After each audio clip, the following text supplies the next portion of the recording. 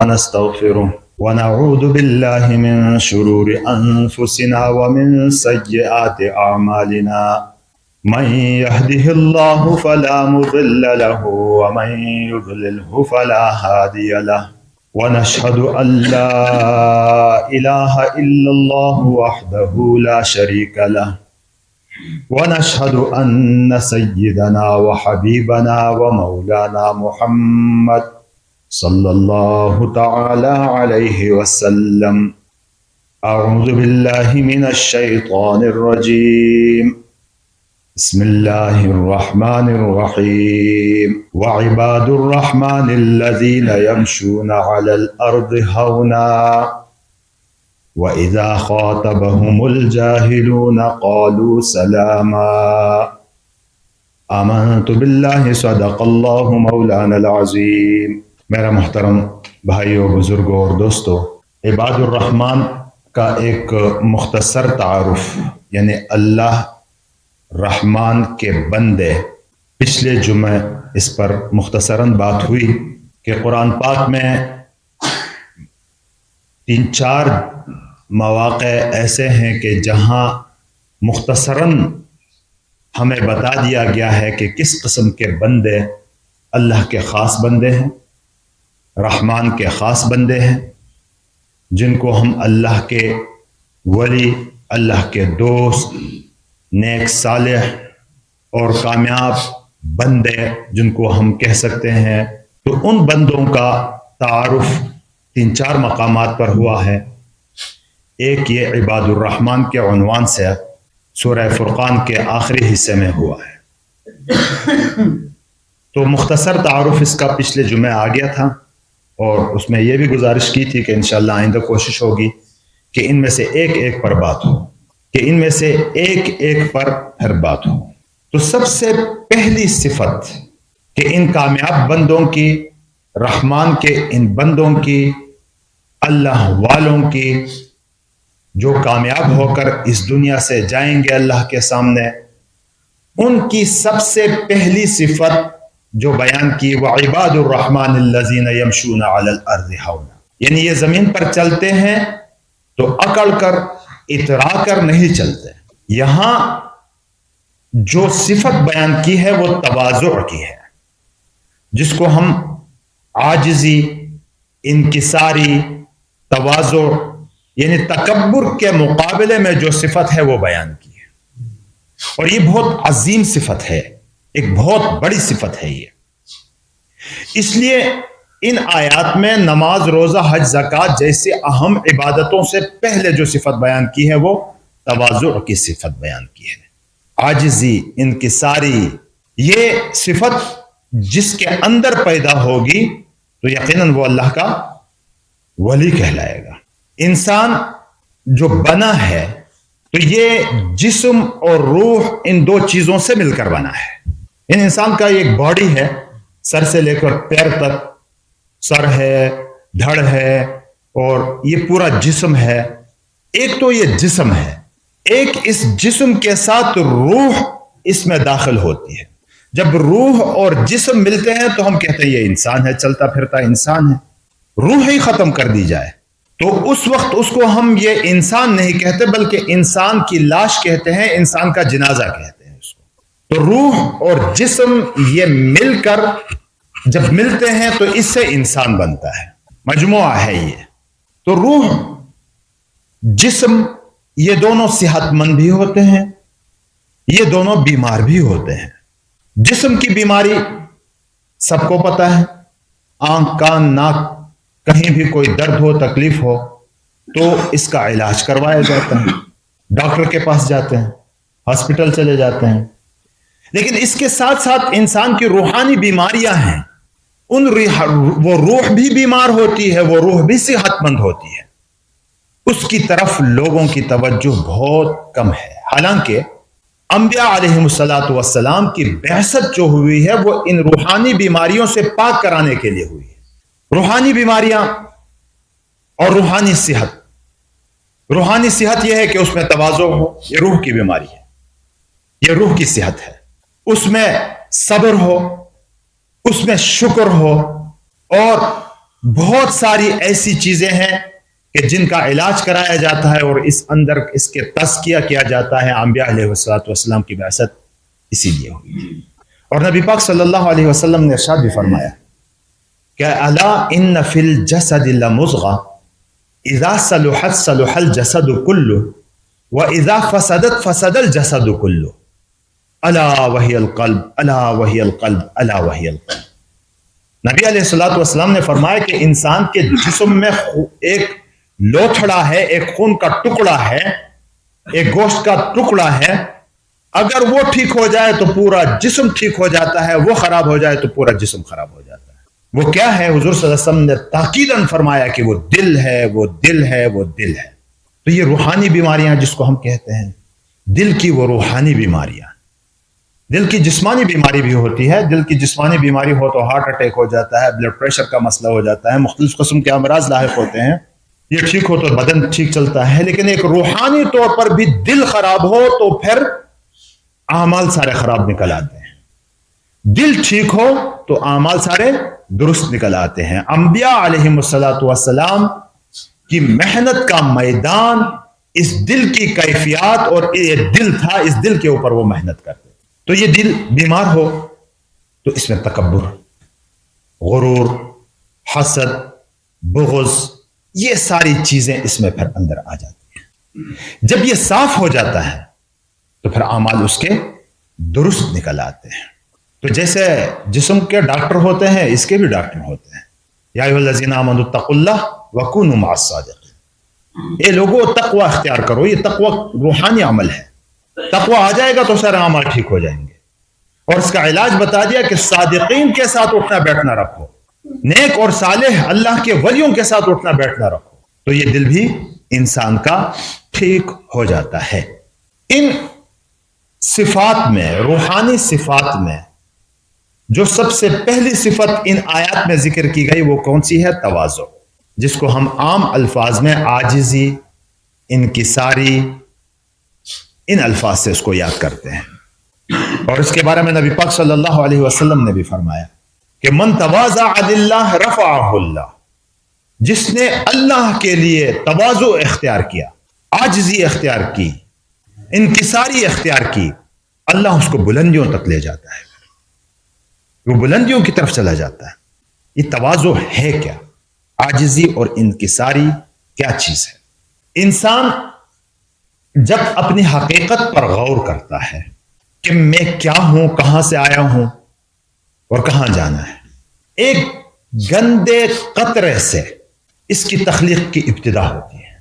یعنی وہ ایسا گندا قطرہ کہ جو کپڑوں پر لگ جائے تو کپڑا ناپاک ہو جاتا ہے. یہی تو ہماری اور آپ کی حقیقت ہے. اس کو اللہ رب العزت خون کے لوتھڑے میں تبدیل کرتے ہیں، پھر گوشت کا ٹکڑا بنتا ہے، ہڈیاں آ جاتی ہیں، روح آ جاتی ہے، اور مراحل سے طے ہو کر دنیا میں آ جاتا ہے. اس کی پرورش ہوتی ہے اور اچھا خاصا بھلا انسان بن جاتا ہے اس سے.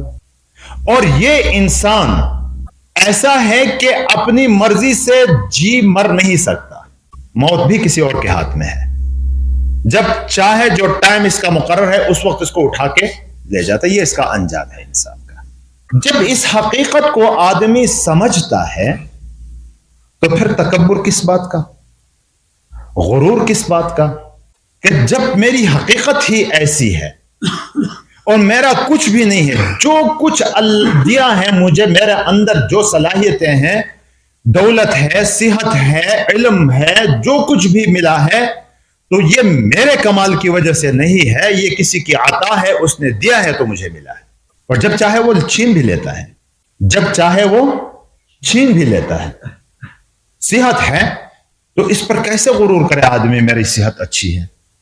یہ صحت تو ایک ہی رگ میں ذرا سا بھی پکڑ ہو جائے گی تو آدمی فالج ہو کے چارپائی میں پڑا رہتا ہے، معذور ہو جاتا ہے. دماغ کی ایک رگ اس میں فرق آ جائے تو پاگل ہو جاتا ہے. بدن کے کسی رگوں میں فرق آ گیا تو یہ تو صحت پر غرور پھر کیسا کرے؟ یہ تو دین ہے، کسی کا دیا ہوا ہے، اللہ کا دیا ہوا ہے. جب آدمی یہ سمجھ لیتا ہے کہ جو علم میرے پاس ہے، میرے جیسے دوسرے انسان بھی باصلاحیت ہے، ان کو نہیں دیا، مجھے دیا ہے، تو یہ میرا کمال نہیں، کسی دینے والے نے دیا ہے۔ یہ دولت ہے۔ دولت کے بارے میں جب یہ سوچتا ہے کہ بھائی محنت تو سب ہی کرتے ہیں، صبح شام کرتے ہیں، دولت کی طلب ہر ایک میں ہے، ہر ایک اس کے پیچھے لگا ہوا ہے، لیکن کسی کو ملتا ہے، کسی کو دولت ملتی ہے، کسی کو نہیں ملتی۔ مجھے اگر اللہ نے دی ہے، مجھے اگر ملی ہے یہ دولت، تو یہ دولت ملنا میرا کمال نہیں ہے، کسی کی عطا اور کسی کے دینے سے مجھے ملی، اور جب چاہے تو وہ چھین بھی لیتا ہے۔ بڑے بڑے مالداروں کو غریب ہوتے دیکھا ہے لوگوں کو، اور بڑے غریبوں کو مالدار ہوتے دیکھا ہے لوگ۔ یہ پچھلے دنوں جو سیلاب آئے، ایسے ایسے لوگ، ان کی کار کوٹھیاں، بنگلے اور عیاشی کی زندگی، لیکن ایک ہی لمحے میں اللہ نے سب کچھ چھین لیا، اور غربت کے اس دلدل میں پھنس گئے کہ لوگ ان کو صدقات اور عطیات دینے لگے، اس کے محتاج ہو گئے۔ تو اس کا مطلب یہ ہے کہ یہ دولت جو مجھے ملی ہے، اگر کوئی مالدار آدمی ہے، دولت مجھے ملی ہے تو یہ میرے کسی کمال کی وجہ سے نہیں ملی، دینے والے نے دی ہے، یہ میرے لیے امتحان ہے، اور ایسے ملی ہے کہ اگر وہ لینا چاہے تو کسی بھی وقت چھین سکتا ہے۔ جب یہ ساری چیزیں کسی کی عطا سے ہمیں ملی ہیں، صحت کی دولت ہو، پیسے کی دولت ہو، جس قسم کی بھی دولت ہو، کسی کو اگر ملی ہے، کسی کی عطا کی وجہ سے ملی ہے، تو پھر تکبر کس بات کا کرے گا، غرور کس بات کا کرے گا؟ جب دل میں یہ بات آ جاتی ہے، یہ بات دل کی ہوتی ہے، یہ جسم کی نہیں ہوتی، جب دل میں آ جاتی ہے تو انسان کی بول چال، چال ڈھال، اس میں اس کے اثرات آ جاتے ہیں۔ جب اثرات اس قسم کے آ جاتے ہیں تو یہ شخص پھر زمین پر اکڑ کے نہیں چلتا، یہ غرور نہیں کرتا، کیونکہ اس کو پتہ ہے، اپنی حقیقت بھی پتہ، اپنا انجام بھی پتہ، اس چیز کی حقیقت بھی پتہ، اس کا انجام بھی پتہ، تو پھر یہ شخص تکبر اور غرور نہیں کرتا۔ ایسا بندہ جو کچھ نعمتیں اللہ نے اس کو دی ہیں اس پر پھر شکر گزار بنتا ہے، یہ پھر شکر کرنے والا ہوتا ہے۔ اللہ کی دی ہوئی ان نعمتوں پر صحت دی ہے، اللہ تیرا شکر ہے، تو اگر لے لے، تو اگر نہ دیتا، میرا تو یہ حق نہیں تھا، میرا تو کوئی استحقاق نہیں تھا، یہ تیرا کرم کی وجہ سے مجھے ملی ہے۔ دولت دی ہے اللہ تیرے کرم کی وجہ سے ملی ہے، اگر تو چھین لے تو کسی بھی وقت چھین سکتا۔ ان ساری چیزوں پر پھر یہ بندہ اللہ کا شکر گزار بندہ بن جاتا ہے، اور شاکر بندہ ہو، شکر گزار، اللہ کہتا ہے کہ میں اس کی قدر کروں۔ شکر گزار بندے کی قدردانی ہوتی ہے، اس کی قدر ہوتی ہے۔ تو جب یہ ساری چیزیں، اس حقیقت کو آدمی سمجھ لیتا ہے تو یہ زمین پر اکڑ کے نہیں چلتا۔ وَعِبَادُ الرَّحْمَنِ الَّذِينَ يَمْشُونَ فِي الْأَرْضِ هَوْنًا، کہ اللہ کے رحمان کے یہ بندے زمین پر چلتے ہیں تو یہ عاجزی کے ساتھ چلتے ہیں، اکرام اور عزت کے ساتھ چلتے ہیں۔ اور دوسری جگہ وَلَا تَمْشِ فِي الْأَرْضِ مَرَحًا، اور زمین پر اترا کر مت چلو، وَاقْصُدْ فِي مَشْيِكَ، اور اپنی چال ڈھال میں میانہ روی اختیار کرو۔ یہ عاجزی سے چلنے کا مطلب یہ بھی نہیں کہ سر جھکا کے چلتا رہے، بولے تو آہستہ بولے، یہ دل کی کیفیات ہوتی ہیں۔ ایک دفعہ حضرت عائشہ رضی اللہ تعالیٰ عنہ کا واقعہ آتا ہے کہ ایک شخص کو دیکھا کہ وہ سر جھکائے ہوئے چل رہا ہے، بولتا ہے تو آہستہ آہستہ بولتا ہے، تو پوچھا کہ یہ شخص کیا بیمار ہے؟ یہ شخص کیا بیمار ہے؟ دیکھا نہیں، بیمار تو نہیں ہے، لیکن یہ علم والا ہے، تو بولتا ہے تو آہستہ بولتا ہے، چلتا ہے تو جھک کے چلتا ہے۔ تو عائشہ رضی اللہ تعالیٰ عنہ نے فرمایا کہ اس سے بڑا عالم حضرت عمر رضی اللہ تعالیٰ عنہ تھے، جو تیز چلتے تھے، بولتے بھی آواز سے تھے۔ کیا مطلب ہے اس کا؟ اس کا مطلب یہ ہے کہ صرف دل نہیں ٹھیک ہوا ہے، اور ظاہری طور پر آدمی جتنا بھی چال ڈھال میں اپنے عاجزی پیدا کرنے کی کوشش کرے، یہ تصنع اور بناوٹ ہے، یہ بناوٹ ہے۔ اصل کیفیت دل کی ہوتی ہے کہ دل میں یہ بات آ جائے ہماری کہ بھائی ہماری حقیقت کیا ہے، ہم آئے کہاں سے اور کس انداز سے آئے اور جانا کہاں ہے، جو کچھ نعمتیں ملی ہیں کس نے دی ہے، کیا یہ میرا کمال ہے؟ ان چیزوں کو جب آدمی سمجھتا ہے تو یہ شکر گزار بندوں میں شامل ہوتا ہے۔ ایک اور چیز ہے اس کے مقابلے میں، احساس کمتری جس کو کہا جاتا ہے۔ احساس کمتری اور عاجزی یہ دونوں الگ الگ چیزیں ہیں، ان کو مکس نہیں کرنا ہے۔ احساس کمتری کا مطلب یہ ہوتا ہے کہ آدمی اپنے سے بڑے یا اپنے سے نعمت والے لوگوں کو دیکھ کر دل ہی دل میں کہتا ہے کہ فلاں کو کیوں ملا، اس کو کیوں ملا، مجھے کیوں نہیں ملا۔ اب ملا نہیں ہے، ظاہری طور پر عاجز بنا ہوا ہے، لیکن دل میں یہ بات آ جاتی ہے اس کے کہ فلاں کو تو زیادہ ملا ہے، مجھے بھی ملنا چاہیے تھا، صحت اس کی اچھی ہے، میری اچھی ہونی چاہیے تھا، فلاں کو دولت اور کار کوٹیاں ہیں اس کے پاس، میرے پاس بھی یہ ہونا چاہیے تھا۔ تو یہ آدمی احساس کمتری میں مبتلا ہے۔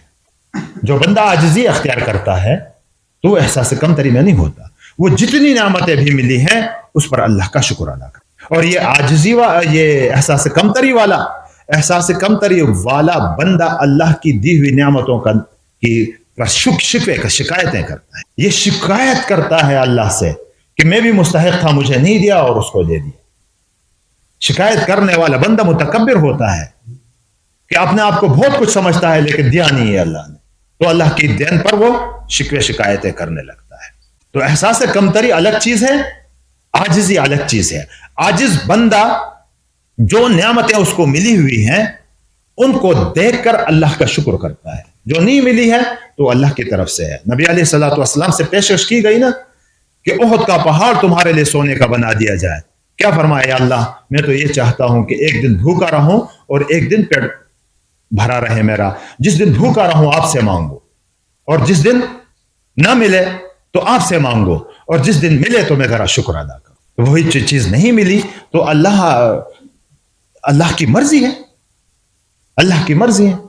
لوگ زیادہ تر مسئلہ یہ ہوتا ہے کہ اپنے سے بڑی نعمت والوں کو دیکھ کر پھر احساس کمتری میں مبتلا ہو جاتے، حالانکہ ہمیں حکم یہ ہے کہ اپنے سے نیچے لوگوں کو دیکھیں ہم، کہ آپ جس صحت میں ہیں، آپ کی صحت اگر کچھ خراب ہے تو آپ سے خراب صحت والے بھی ہیں، ذرا ہاسپٹل میں جا کر دیکھیں۔ آپ اگر غربت کے کسی درجے میں ہیں تو آپ سے بھی زیادہ گرے ہوئے غربت کی لکیر سے نیچے لوگ بھی موجود ہیں۔ تو ان چیزوں کو اگر آدمی دیکھتا ہے، وہ ایک کلپ کسی نے دکھایا کہ ایک آدمی کہتا ہے کہ راستے میں چاہتے ہوئے موٹر سائیکل پر اپنے بچے کو لے جا رہا تھا، تو راستے میں بارش ہو گئی اور سگنل پر ہم رک گئے، تو ایک کار بڑی سامنے آ گئی، تو میرے بچے نے مجھے کہا کہ ابا دیکھو کتنی بڑی اچھی کار ہے اس کے پاس۔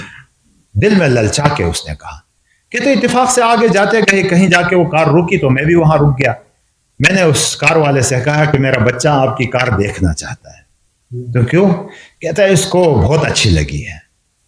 کہتا ہے وہ آدمی نیچے اترا اور اتر کے ایک ٹانگ پر کھڑا ہو گیا، دوسری ٹانگ اس کی کٹی ہوئی تھی۔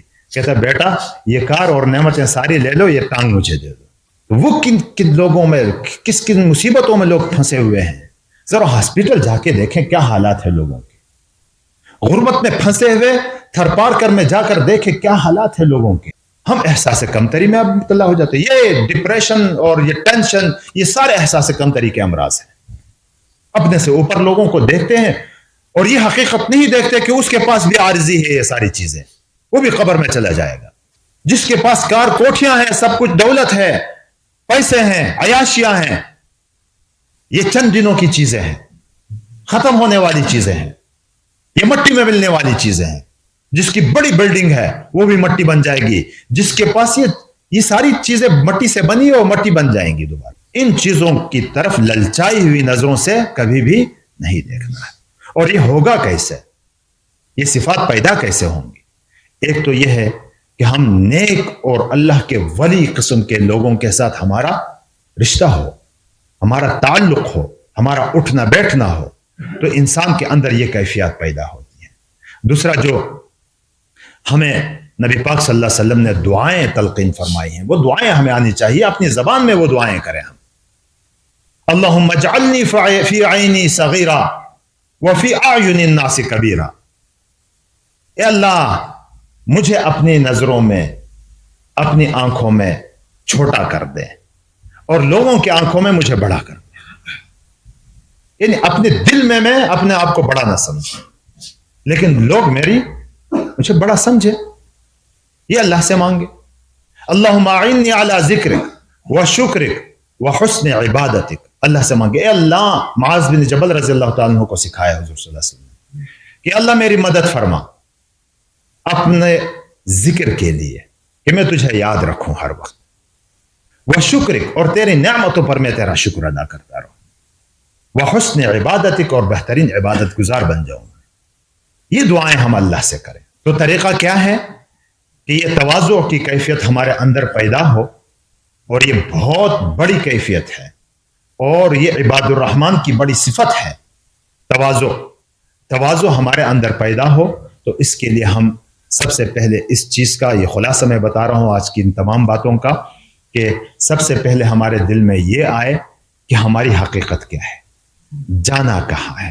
جو کچھ ملا ہے یہ میرے کمال سے، اور جو کچھ دیا ہے دینے والے نے دیا ہے۔ جب یہ بات دل میں آ جائے گی تو کس بات پر میں پھر دوسروں کے اوپر تکبر کرنے لگوں، دوسروں کو چھوٹا سمجھنے لگوں، دوسروں کو کمتر اور حقیر سمجھنے لگوں، جبکہ میرا کچھ نہیں ہے، مجھے تو دینے والے نے دیا ہے، اور کسی بھی وقت وہ چھین سکتا ہے، تو کس بات کا تکبر۔ تو اس حقیقت کو آدمی پہچان لے کہ میں کہاں سے آیا ہوں، کہاں جانا ہے، جو کچھ ملا ہے کسی کے دینے سے ملا ہے، اور وہ دینے والا جب چاہے اس کو چھین سکتا ہے۔ ایک تو یہ بات۔ دوسری، ہم اللہ سے دعا مانگیں کہ اللہ تواضع والی کیفیت پیدا فرما دے، کیونکہ یہ تکبر شیطان جو مردود ہوا ہے تو تکبر کی وجہ سے ہوا ہے۔ شیطان مردود ہوا ہے تکبر کی وجہ سے، غرور کی وجہ سے ہوا۔ اس سے جب کہا کہ آدم علیہ السلام کے سامنے سجدہ کرو تو اس نے کیا کہا؟ خلقتنی من نار وخلقتہ من طین، مجھے اللہ تو نے آگ سے پیدا کیا ہے، آگ کی صفت بڑی ہے، اور اس کو مٹی سے پیدا کیا ہے، مٹی تو کمتر چیز ہے، تو میں بڑا چھوٹے کو سجدہ کیسے کروں؟ تو یہ تکبر اس نے کیا، تو اسی وجہ سے اللہ نے اس کو راندہ درگاہ کیا، وہ ذلیل و خوار ہوا۔ تو اس تکبر سے بچنے کے لیے اللہ سے دعائیں بھی ہم مانگیں، اور اس حقیقت کو بھی ہم سمجھیں، تو انشاءاللہ تعالی پھر اپنے سے کسی نعمت میں چھوٹے بندے کے اوپر ہم کبھی بھی حقارت کی نظر سے پھر نہیں دیکھیں گے۔ اللہ تبارک و تعالی ہم سب کو تواضع کی کیفیت نصیب فرمائے۔ وآخر دعوانا الحمدللہ رب العالمین۔ سنت